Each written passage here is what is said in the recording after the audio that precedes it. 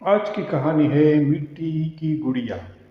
सावन की पहली बारिश हुई थी और कच्ची मिट्टी से सोंधी सोंधी खुशबू उठ रही थी। गांव की नन्ही गुड़िया जिसका नाम था कुसुम अपने आंगन में बैठकर मिट्टी की गुड़िया बना रही थी। उसकी माँ खेत में काम करने गई थी और कुसुम के पास खेलने के लिए बस वही मिट्टी थी। वह मिट्टी की ढेर से दो गुड़िया बनाती थी, एक को बाबूजी कहती और दूसरे को भाई। फिर उनके लिए घर बनाती, खेत बनाती और एक छोटा सा आंगन।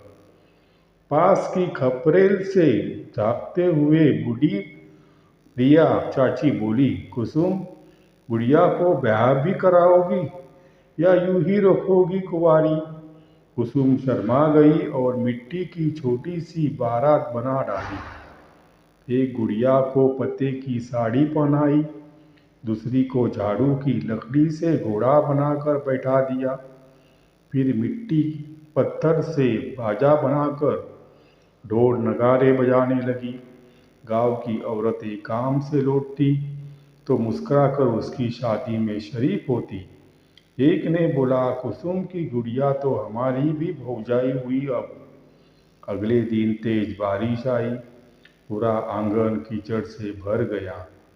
गुड़िया का घर, बारात और मंडप सब बह गया।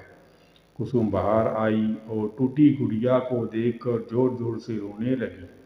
तभी उसकी माँ बोली, बेटी, ये मिट्टी की चीज़ें ऐसी ही होती है, पर जब तू बड़ी होगी तो असली घर बनाएगी जो बारिश में नहीं बहेगा। कुसुम ने आंसू पोंछे और फिर से मिट्टी उठाकर नई गुड़िया बनानी शुरू की। इस बार उसने एक छत भी बनाई, पत्तों की छत। गांव की लड़कियां अब रोज उसके साथ खेलने आने लगी। सब अपनी अपनी गुड़िया लाती, ब्याह होता, फिर हंसी ठिठोली चलती। गांव में कुसुम की मिट्टी की गुड़िया अब किस्सा बन गई थी। वो गुड़िया अब नहीं रही, पर गांव के हर घर में आज भी उस गुड़िया की याद बचपन की तरह सजी रहती है।